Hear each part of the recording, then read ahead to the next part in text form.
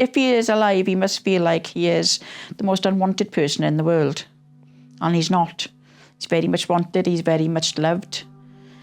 And they very much need to know he's there. Wherever he is, I need to know.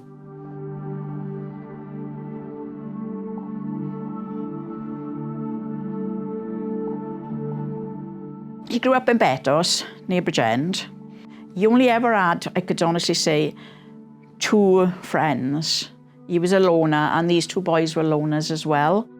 He's always been sad. Always been sad.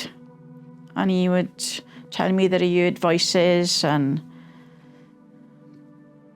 it's horrible, really, not knowing where he is now.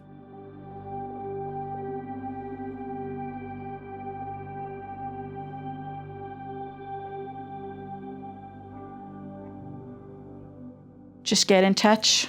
I'll come get you wherever you are. Just let us know that you're alive. I'm living in Bridgend. I can come anywhere to get you. Just let us know you're all right. And if anybody knows where Shane is, do the decent thing and let us know, one way or the other. Even if they were to turn around and say, oh yeah, I'm sorry, he passed away. Just so we know.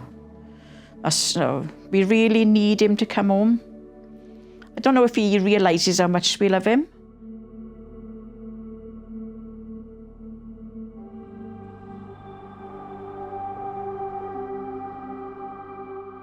It consumes you.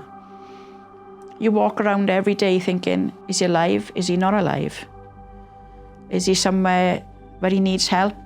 And I'm not there to give it to him. I'm his mother, and I should be there.